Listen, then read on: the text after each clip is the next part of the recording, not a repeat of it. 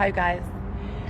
Okay, so I was writing up an agenda and several different papers that I have always been writing about and working on since the beginning of time. If you've ever found, so there were at my previous home, let's start over. At my previous home, a 5-bedroom house that I shared with my 3 children, probably one of the happiest times of my life, despite the most severest amount of exploitation. I had the most assistance hands-on with my situation and my family and my life. And I don't think it came in the form of like, hi, I'm so-and-so and I'm here to help. It was more so like a conspiring of the universe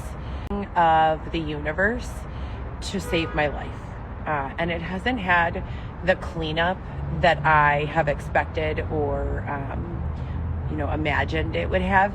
I expected to be literally like rescued for like black ops to come rushing into my house, like pick me up off of the sofa, grab the kids in the other arm. So 3 kids on one side, me on the other side, over the shoulder, running out, going into some like bulletproof vehicle.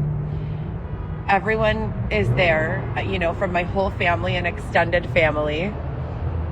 We're safe. My husband happens to be the black op who saved us. My abs are chiseled. You guys, I'm so funny, but seriously though, that's what I expected. And the process of like healing myself from all this bullshit and abuse and pain and targeting and sexual assault and financial exploitation and just very confusing, scary, sad things that happened has been tedious. Oh my God, the abuse is gonna suck, right?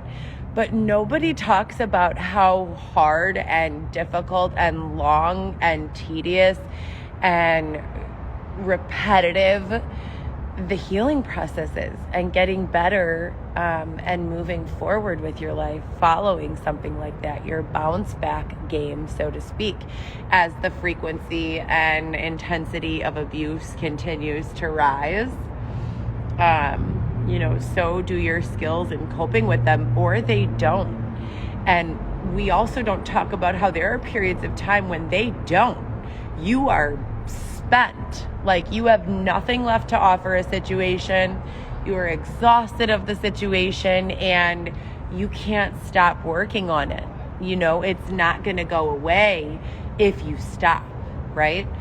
So every single time I begin getting targeted again, what do I mean by targeted? I mean, every one of my actions or behaviors is interpreted, sometimes intentionally wrong, and very publicly, either online, in person, in direct communication towards the people I love, towards the people I care about, towards my friends and family members, whatever, what have you. It's a misinterpretation of my life that is represented in ways that could be accidental and genuinely misperceived, or are nefarious and malicious and being created and nefariously spread around and perpetuated for a common goal. Okay? And there are reasons from A to Z, with those being the extremes of each, that a person could go through this. And what I want to focus on right now is just the fact that I was literally sitting here feeling like real shit about myself because of some unknown like losers blowing up my phone saying lies on my voicemail box. Like, I'm like, really? Why again with this shit? Like, I'm already sitting in this fucking tent saying the F word too much, more than I usually do, so something's going on. Having difficult, strained communication with my children. My daughter's not picking up the phone in 21 weeks, Alexis. My older daughter's not picking up the phone in like 9 or 10 days, with the exception of like 8 seconds twice. That's unacceptable. My kids either live with me full time or we're on the phone together all the time. What is going on? And I get scared, about what could possibly be happening. But while all of that is going on, I sometimes get these godly epiphanies. It's like a friend that I don't see or hear just telling me, like, look, yeah, what's happening sucks, and it's really happening. This is not you being delusional or paranoid or, convoluting truth. It's really going on.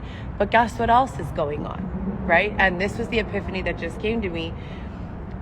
If you search my name with a lot of different things after it, you get a lot of different results, right? So someone was telling me before, well, do you have a social media presence for what you're selling? Well, what am I selling? I'm selling a whole bunch of stuff. Copyright, website copyright, small business, marketing, social media branding, themes and management, all sorts of different stuff.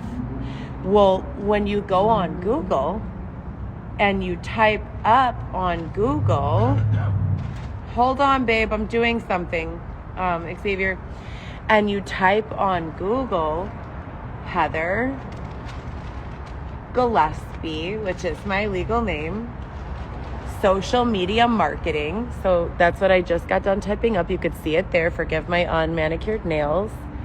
When you type that up, Heather Gillespie social media marketing, wouldn't you know it, the top 1, 2, 3, 4, at least 4 search results without scrolling, other than past the sponsored, which means paid ads, are all direct links to places where my marketing work can be found, right? Or at least a record of marketing and other sales experience. Marketing experience can be found. I'm sure it's the same if you type in Heather Gillespie sales experience. Probably what will pop up, the same page with renewable energy as the focus, right? So in the same sense, while I'm very upset still to this day that I agreed to do Love After Lockup and that they chose to portray a person and group of people in the way that they did, I'm not going to keep getting into details. I feel as though the show is exploiting significantly a group of people who are not able to advocate for themselves, stand up for themselves, myself included. Even understanding my contract and understanding that it was predatory in nature and that no judge would allow it, I still couldn't figure out how, and still to this day I haven't been able to figure out how to get it away and make it stop affecting me. So I guess at the end of the day, those people did do me a huge, favor in forcing me to thicken my skin, because when you're great and when you refuse to give up at life, people are going to be mean to you. I'm also not grateful for the same reasons. But as I sit here and defend myself, to the rumors and the hatred and people, it wouldn't be so bad if it didn't carry over into my life. But this hatred and that's all I can call it, is hatred. It does. People are following us in person, stealing the poles to our tent, destroying our belongings. And it's not right, you guys. It's just really not right. So I'm super grateful for the angel that reminded me that I am so many things, amazing at so many things, and that you guys who are supportive of that are getting what you're looking for in understanding that. People who are looking for something else in me, might also find that. So I'm not just a mom. I'm also a woman.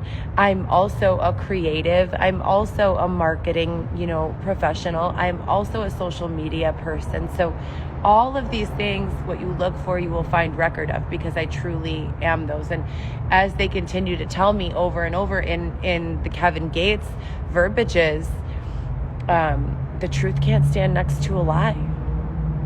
So a lot of these people, even though they really want to be allies with me and they like me personally on a personal level, take nothing personal, they lie. That's they're con artists, a lot of these people that I actually get along with, which is fucked up. They are real con artists. And if I'm carrying myself in a sense of truth, and they've made their whole claim to fame on lies, we fuck each other up, and that's where I don't want any involvement. I'm standing in my truth, has nothing to do with you and your lies. You lie for entertainment. I stand in my truth to heal myself from traumas and abuses and move forward with my life. So anyways, you guys, that's all just a little example of what I've been thinking about. I've also been writing and doing that. So we have the novel in development, a couple days of not much activity mentally, because I've been physically exhausted and completely draining myself. I'm 22 weeks pregnant. I'm very concerned because I've not been able to see my youngest child, Alexis, in 22 weeks, and I've only been able to spend 5 to 20 minutes with the older kids. I'm walking and pushing weight and working out and just doing a lot. And when I say walking, I'm saying probably just this week another 30 miles so far. There's no reason for that. I'm tired. I'm tired. So I'm trying to get some rest today, but by rest, I mean sitting down and writing down everything I need to do. I had a $400 budget for the month to get myself a blazer, each child like winter sweatsuit, and a pair of joggers or pants, whichever they'd like. And that's how I do things. I don't have a lot of money flow right now, so I need to buy things for myself and my children little by little. But that person stealing the poles and destroying the tent put a damper on that. And so I needed to spend $200 on just, equipment to replace the equipment that I just got, a few weeks ago, to replace the equipment that was destroyed that I bought a few months before that, and the equipment that I bought before that. So this is the, I believe, 5th complete round of equipment in 18 months since Xavier and I have been out on the road and homeless, dealing with the social justice issues of homelessness and poverty. But that's it, you guys. Have a great night, and thank you for tuning in. I miss my babies. Viviana, Lewis, Alexis, if you're watching, I love you so much. I miss you so much. I hope that you're having, a good go of it right now, that everything is going well, and that the reason you're not calling me or, answering my FaceTime video requests is because you're busy having so much fun or earning so much income in abundance or doing an adventure, not anything, that moms that are crazy worry about when you don't answer the phone. I love you guys, and I'll talk to you later.